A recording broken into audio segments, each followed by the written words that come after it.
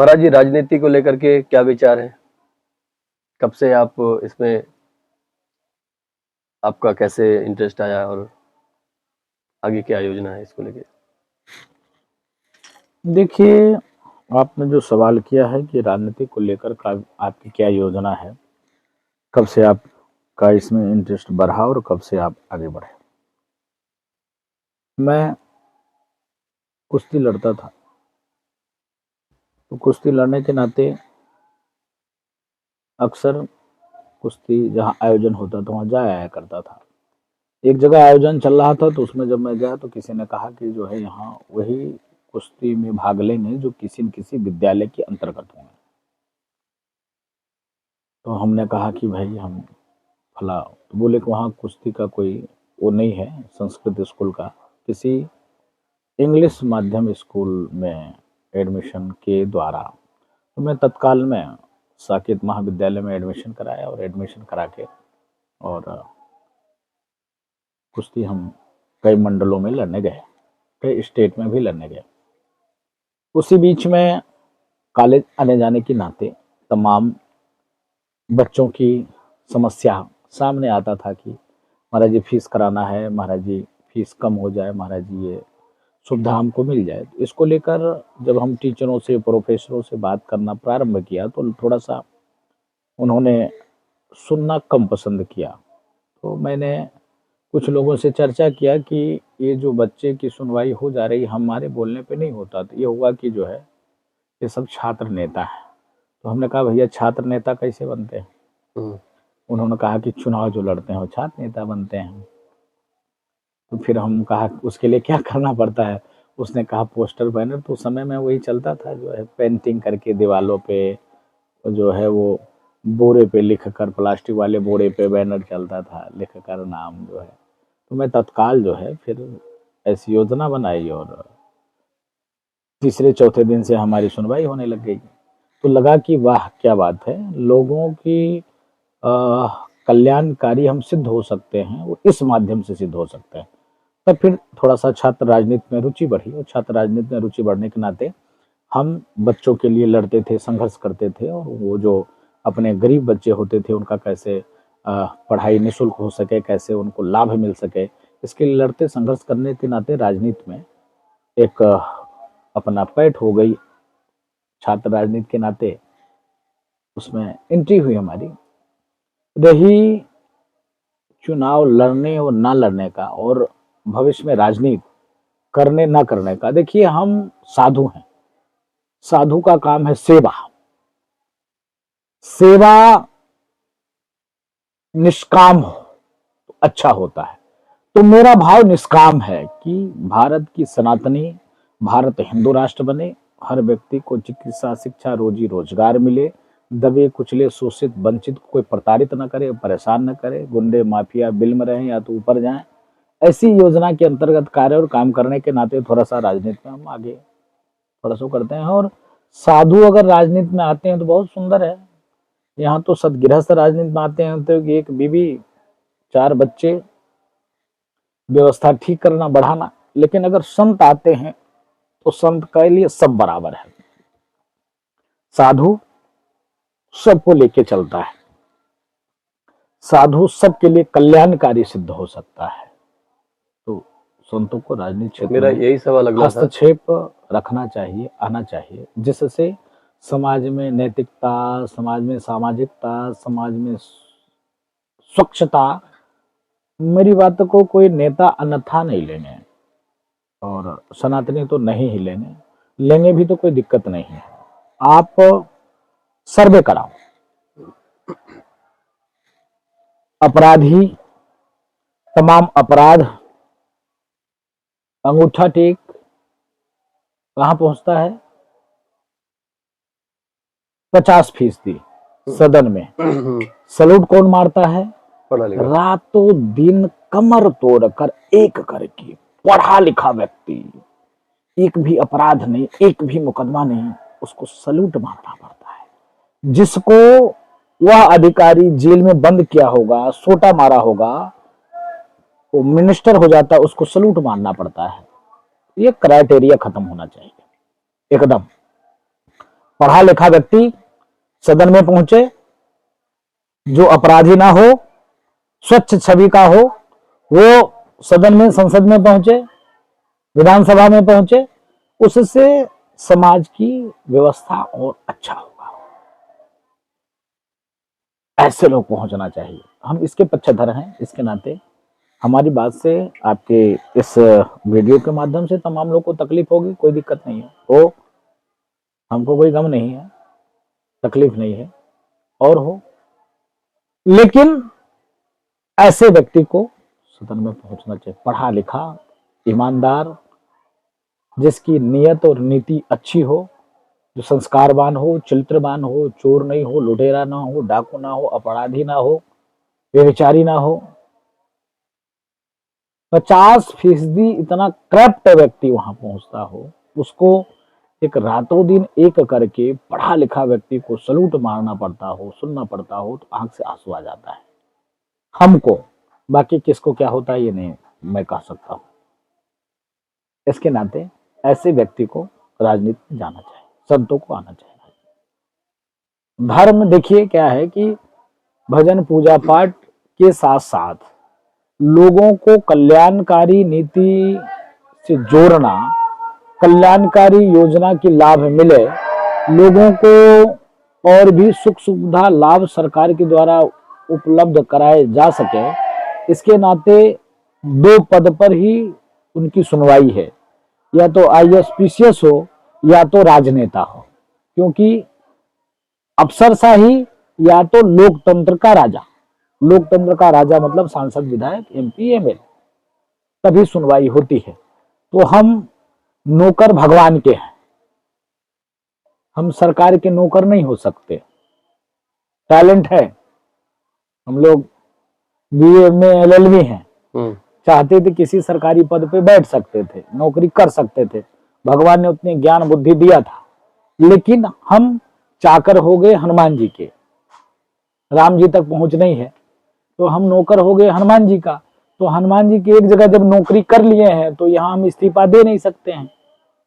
तो अब एक क्षेत्र है वो राजनीति का क्षेत्र, जो राजनीति के क्षेत्र में हम लोग आगे बढ़ चढ़कर हिस्सा लेकर समाज की संस्कृति के उत्थान के लिए, भारत के विकास के लिए, भारत के हिंदू राष्ट्र बनाने के लिए, समाज में छुआछूत ऊंच नीच की भेदभाव है उसको कम करके, खत्म करके, समाप्त करने की योजना रचना बनाकर और उस कुर्सी पर बैठकर लोगों को हम कल्याण कर सकते हैं। इसके नाते राजनीतिक क्षेत्र में थोड़ा बहुत भाव है, आना चाहिए लोगों को। मेरा सवाल भी यही था कि क्या साधु संतों को राजनीति में आना चाहिए, तो आपने जवाब उसका बहुत सुंदर जवाब दिया। अब महाराज जी थोड़ी करंट की जो तत्कालिक बातें चल रही हैं भारत में, जैसे नागपुर की भी घटना हुई और उस पर कुछ बयान भी आए लोगों के, विपक्षी नेताओं के, तो उसके बारे में जरा आप अपने विचार बताइए। उस पर भी हम आपको जवाब देंगे, लेकिन उसके पहले एक सवाल मैं अपने आप से, आपके तरफ से मैं कर ले रहा हूं। देश में तमाम विवाद चल रहा वक्फ बोर्ड के नाम पर। धर्म के आधार पर भारत का बंटवारा होना हमारे माता पिता बाप दादाओं ने नहीं किया। किसने किया? मलक्चों ने। मलक्ष मतलब इस्लाम के मानने वाले, इस्लाम के मानने वाले मतलब मुसलमान। उन्होंने यह कहा कि भारत में हम आपके साथ नहीं रह सकते। भारत के गांधी जी, नेहरू जी, संघ विचार परिवार के लोगों ने पूछा कि आप क्यों नहीं रह सकते हो, तो उन्होंने कहा कि आपके मत और हमारे मत नहीं मिलते हैं। आप अगर भजन करते हो, कीर्तन करते हो, आप धार्मिक अनुष्ठान आयोजन करते हो, तो हमारा पूजा पाठ नापाक हो जाता है। बुत पूजक को काफिर कहा गया इस्लाम में। इनके गले काटने से 72 हुरे और जन्नतें मिलती है। इसके नाते हम आपके साथ नहीं रह सकते, हमको अलग देश दे दो। कमाल के गांधी बाबा नेहरू जी थे जिन्होंने अलग देश दिया। अलग देश लेने के बावजूद भी वो भारत में रह गए। और आज देखिए क्या स्थिति परिस्थिति है। वक्फ बोर्ड के नाम पर उसने कह दिया अभी 1 मिनट के लिए कि कैमरा मेरा है, तो आप किसी कोर्ट में नहीं जा सकते। अब बताइए, लोकतांत्रिक देश में, प्रजातंत्र में, डेमोक्रेसी में, जहां संविधान का राज चलता हो, जहां राजशाही ना हो, लोकतांत्रिक व्यवस्था हो, संवैधानिक रूप हो, वहां हम कोर्ट नहीं जा सकते। कहां जाएंगे? जिसने कहा कि कैमरा हमारा, उसके पास जाएंगे। ये कह दिया राजू दास हमारी संपत्ति है, तो राजू दास किसी कोर्ट में नहीं जाएंगे। जिसने कहा राजू दास हमारी संपत्ति है, उसी के पास हमको जाना पड़ेगा। तो इस प्रकार से संविधान के बलात्कार करने वाला कानून वक्फ बोर्ड को तत्काल, बकवास बोर्ड को, सरकार को खत्म करना चाहिए। लेकिन देखिए अभी करंट का है कि अभी जंतर मंतर पे लोग धरने पे बैठे हैं, विपक्ष भी गया वहां पर कि नहीं वक्फ बोर्ड रहना चाहिए। ये बकवास बोर्ड है और इस बकवास बोर्ड को तत्काल खत्म करना चाहिए। और सभी देश में 5 लाख से ऊपर मंदिर है जिसको सरकार ने एक्वायर करके रखा है, उस सारे मंदिर को मुक्त करना चाहिए। एक भी चर्च, एक भी गिरजाघर, एक भी मदरसा को सरकार ने एक्वायर करके नहीं रखा है। मंदिर के चढ़ावे के पैसे से वो इस्लामिक आतंकवादियों को शिक्षा दिलाने का कार्य काम होता है, लेकिन कोई धार्मिक अनुष्ठान, धार्मिक आयोजन, गौशाला, वेद विद्यालय, हिंदुओं को उत्थान के लिए कार्य करने में वो पैसा खर्चा नहीं होता है। इसके नाते सरकार को तत्काल जो है इस पर संज्ञान में लेकर कार्य काम करना चाहिए। दूसरा आपने सवाल किया औरंगजेब पर, नागपुर पर जी, नागपुर हिंसा पर। आप देखिए जिस प्रकार से अभी भी वक्त है, आप चेत जाइए, सचेत हो जाइए, सुधर जाइए। इस्लाम को मानने वाले शुद्ध रूप से राक्षस और आतंकवादी होते हैं। फिर मैं कह रहा हूं इस्लाम के मानने वाले शुद्ध रूप से राक्षस और आतंकवादी होते हैं। अगर आप नहीं सुने तो फिर से सुन लीजिए। इस्लाम को मानने वाले शुद्ध रूप से राक्षस होते हैं। मैं क्यों कहा? हम गौ माता की पूजा करते हैं और गौ माता को काटकर रोटी में लपेटकर खाने का कार्य करते हैं। हम देवी को मातृ शक्ति के रूप में पूजा करते हैं, वो उसी बीवी के 7 लोगों से हलाला कराते हैं, उसी बहन से वो शादी कर लेते हैं। आप देखो कि इस्लाम के मानने वाले आज से 100 वर्ष पहले, कंट्री कितनी थी? 7 कंट्री थी। 100 वर्ष में इतना चेंजिंग हुआ कि 58 कंट्री हो गई। क्या वहां पर जैन, सिख, बौद्ध, पारसी, ईसाई, हिंदू कहां चले गए? जमीन निकल गई कि आसमान खा गया? मेरा सवाल है। जो मैंने कहा इस्लाम के मानने वाले राक्षस होते हैं, इस पर मेरा ही आपसे सवाल है कि क्या जमीन निकल गई कि आसमान खा गया? क्या वह जैन कहां चले गए, बौद्ध कहां चले गए, जैन कहां, सिख कहां चले गए, पारसी कहां चले गए, ईसाई कहां चले गए, हिंदू कहां चले गए? आज से 100 वर्ष पहले अफगानिस्तान में रावण की पुतला दहन होता था। 1700 कुछ ईस्वी में वहां हिंदू राजा हुआ करते थे अफगानिस्तान में। 5000 वर्ष पहले गांधारी वहां की थी। मामा शकुनी थे, आज नहीं है। तो इसके नाते अगर व्यक्ति चेतेगा नहीं, व्यक्ति सचेत नहीं होगा, तो फिर भारत में भी आप रहने के लायक आप नहीं बचेंगे। इसके नाते जगने की जरूरत है, आपके अंदर जागृति लाने की जरूरत है। तो हिंदू जब जगेगा नहीं तो फिर खत्म हो जाएगा भारत से भी। आप देखिए क्या हो रहा है नागपुर में ही नहीं होगा। औरंगजेब एक आतंकवादी है और आतंकवादी की कब्र की रक्षा के लिए इतना फोर्स, पुलिस लगाया जाना कितने दुर्भाग्य की बात है। आप देखिए बांग्लादेश की स्थिति क्या है। बांग्लादेश में 1.5 करोड़ हिंदू हैं, मंदिर जलाए जा रहे हैं, मारे जा रहे हैं, काटे जा रहे हैं, भगाए जा रहे हैं। दुनिया मौन है, दुनिया शांत है, कोई नहीं बोल रहा है। भारत में अगर एक किसी कुत्ते के बच्चे के साथ कुछ ट्रेजेडी हो जाती है तो लोग चिल्लाने लग जाते हैं, भारत में कुत्ते रहने लायक नहीं। कुत्ते मतलब इस्लाम को मानने वाले, रहने लायक नहीं, ये स्थिति हो जाती है। जहां पर भी इनकी संख्या बढ़ती है वहां और कोई नहीं रह सकता है। जम्मू कश्मीर में क्या हुआ? कश्मीर ब्राह्मण मारे गए, काटे गए। कश्मीर ब्राह्मण नाम दे दिया, ब्राह्मण का कोई माई बाप तो होता नहीं है। कश्मीरी हिंदू मारे गए, नाम दे दिया, ब्राह्मण कोई बोला नहीं। ब्राह्मण नाम देने पे सबके सब मारे गए, काटे गए, भगाए गए। क्यों? तो इसके नाते हिंदुओं को जागरूक होने की जरूरत है। हिंदू अगर चेतेंगे नहीं तो आज आप भारत में भाग के आ रहे हो, भारत से कहां जाओगे? भारत से कहां जाओगे? ये आपको उठाना पड़ेगा, ये आपको उठाना पड़ेगा। अगर नहीं उठाओगे तो फिर जय सिया राम हो जाओगे, कोई नाम लेने वाला नहीं रहेगा। भारत में 300 कुछ मुस्लिम आक्रांता आए थे और आज कितनी संख्या हो गई? 40 करोड़। 300 से 40 करोड़, 300 से 40 करोड़ 1000 वर्ष में। ये भी तो वो है जो केवल भारत है, पाकिस्तान और बांग्लादेश छोड़ दीजिए कि पहले भारत ही था। हाँ, 300 लोग आए थे, 300 से इतना ग्रोथ हो गया, 40 करोड़ हो गए। और वहां अन्य कोई संस्कृति नहीं बच सकता है, सब खत्म हो जाते हैं। इसके नाते हिंदुओं को जागरूक होने की जरूरत है।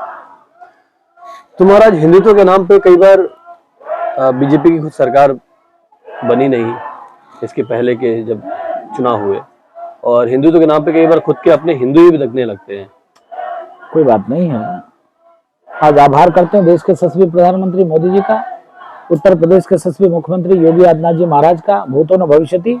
राम मंदिर क्या बनना संभव था? क्या नहीं बन सकता था? अगर मोदी जी प्रधानमंत्री नहीं होते, योगी जी मुख्यमंत्री नहीं होते तो राम मंदिर नहीं बन सकता था। आज उत्तर प्रदेश में कोई दंगा होता है? आज जो महाराष्ट्र में दंगे हुए हैं, अगर उत्तर प्रदेश में हम लोग योगी जी सबको ये डाल के ठीक कर देते, इससे उनका मुंह तोड़ देते, तो इसके नाते मैं आभार व्यक्त करता हूं उत्तर प्रदेश के यशस्वी मुख्यमंत्री योगी आदित्यनाथ जी महाराज का। राम मंदिर भव्य, काशी की तैयारी, मथुरा की बारी। अब 3 नहीं, अब लेंगे 30,000। पूरे देश में एक भी आक्रांत, आक्रमणकारी, षड्यंत्रकारी, चोर, नीच, लुटेरा, बलात्कारी, औरंगजेब, अकबर, हिमायत का कोई नहीं मजार बचेगा। अब सनातन का राज चलेगा, भारत हिंदू राष्ट्र बनेगा। भारत हिंदू राष्ट्र था, है और रहेगा। जय जय श्री राम। तो मथुरा की भी यहीं से तैयारी शुरू? हाँ, मथुरा की तैयारी चल रही है, बहुत जोर शोरों से तैयारी चल रही है। मथुरा में भी मैं हिंदुओं से अपील करूंगा, आह्वान करूंगा कि मथुरा की भी तैयारी करें। मैं निवेदन करूंगा, जो अपने आप को भगवान कृष्ण की वंशज कहते हैं, वो मुल्ला वाली टोपी उतार कर और सनातन का तिलक लगाएं और आगे आवें और भगवान कृष्ण की जन्मभूमि के लिए शाही ईदगाह को ध्वस्त करके भव्य मंदिर का निर्माण। तो इसी पर महाराज जी मुझे एक बात याद आई कि कुंभ में आपने एक बयान दिया था, इससे बिरादरी कुछ लोग नाराज भी हुए थे, वो भी हिंदू है अपने। मैं किसी बिरादरी पे बयान नहीं दिया था। हम राम भक्त के हत्यारे नीच मुलायम सिंह के ऊपर बयान दिया था। फिर मैं कहता हूं, हम राम भक्त हत्यारे नीच मुलायम सिंह के ऊपर बयान दिया था। हम यादव भाई के ऊपर बयान नहीं दिया था। लठ लेकर लड़ने वाला एक समुदाय है, कौन? यादव। यादव की जहां लाठी घूमती है वहां इस आतंकवादियों की बोलती बंद हो जाती है। वो मेरे भाई हैं। मैं अपने भाई के बारे में बोलूंगा क्या? मैं अपने भाई के बारे में एक शब्द नहीं बोला। गलत तरीके से किसी ने पेश किया, जो आतंकवादी मानसिकता के लोग थे, जो समाज को बांटने का कार्य करते थे, उन्होंने इस प्रकार का प्रयोग किया। निहत्थे नाम भक्तों की सीना गोली से छलनी करना। अभी देखिए, आपको संभल के जो हिंसक आतंकवादी थे, उनको अखिलेश जी ने 50 लाख रुपया दे दिया। राम मंदिर में कारसेवकों को, शहीद को 1 रुपया नहीं दिया। तो मेरा किसी अपने भाई बिरादर यादव हैं, उनपे कोई टिप्पणी नहीं था। मेरा टिप्पणी था राम भक्त के हत्यारे के ऊपर, और उसको अपने ऊपर ले लेना ये अच्छी बात नहीं। तो यहीं पर हमारी बात मथुरा की भी हो गई। स्वामी प्रसाद मौर्य से आपका बीच में हाथापाई की खबर भी थी समय। आप भी ऐसे नीच का नाम ले रहे हो। अच्छा। वो तो नीच आदमी। अच्छा। जिसका नाम हो स्वामी प्रसाद मौर्य। स्वामी संतों में कहा जाता है पूज्य स्वामी जी महाराज हैं। प्रसाद, मंदिरों में प्रसाद मिलता है, जिसके माता पिता ने इतना शुद्ध, स्वच्छ और सुंदर नाम रखा हो, जो आध्यात्मिकता की ओर ले जाने वाला नाम हो, उस नाम वाला व्यक्ति यह कहे कि हिंदू हिंसक, हिंदू आतंकवादी, हिंदू चोर, हिंदू नीच, हिंदू लुटेरा, जो माँ लक्ष्मी के बारे में अपशब्द का प्रयोग करे, ब्राह्मणों के बारे में अपशब्द का प्रयोग करे, ऐसे नीच का नाम आप ले रहे हो। राम राम सीताराम सीताराम, ऐसे नीच को तो बस और कुछ नहीं, ऐसे नीच को तो ऐसे और कुछ नहीं।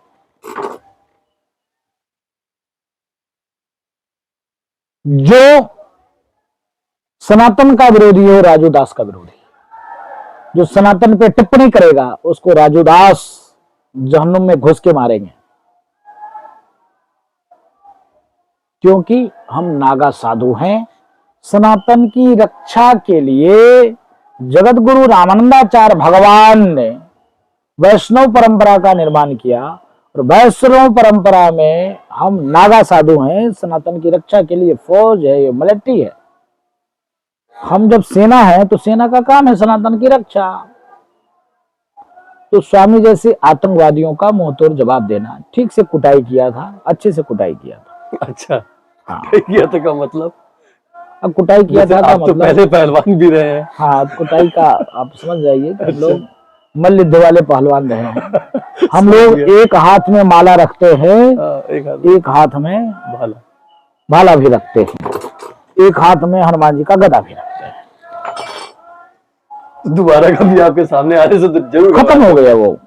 अच्छा। समाप्त हो गया। जो देख, जिसकी इतनी विशाल परंपरा हो, जिस परंपरा में चींटी को लोग मारने ना देती हो माताएं, जिस परंपरा में खर पतवार की ही पूजा करते हो, जिस परंपरा में सपेरे विषैले जीव की पूजा होता हो, जिस परंपरा में नदी तालाब पर्वत की पूजा होता हो, पेड़ों की पूजा होता हो, उस परंपरा में अगर कोई उस परंपरा के मानने वाले कोई राक्षस कहे, उस परंपरा को मानने वाले कोई नीच कहे, चोर कहे, तो समझिए कि उसका तो अंत निश्चित है, तो खत्म है स्वामी।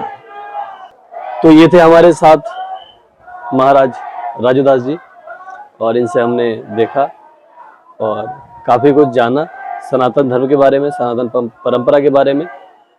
तो सभी दर्शकों से ये निवेदन है, बिल्कुल जुड़े और सनातन की ओर, हिंदू राष्ट्र की ओर आगे बढ़े और देश को आगे बढ़ाएं। जय हो महाराज। वंदे मातरम। जय श्री राम। श्री हनुमान जी महाराज की जय। सत्य सनातन वैदिक धर्म की जय। भारत हिंदू राष्ट्र की जय। श्री राम जन्मभूमि की जय। काशी विश्वनाथ की जय। मथुरा काशी की जय। सभी दर्शकों से मेरा निवेदन है, अपील है, सभी व्यूअर्स से इनकी अपील है, निवेदन है, इस वीडियो को जन जन तक पहुंचाए। हनुमानगढ़ी के इतिहास, सनातन परंपरा, हिंदुओं को कैसे सजग सतर्क जागरूक होना चाहिए, हर व्यक्तियों तक ये वीडियो पहुंचे, ये आप सभी से अपील और निवेदन है।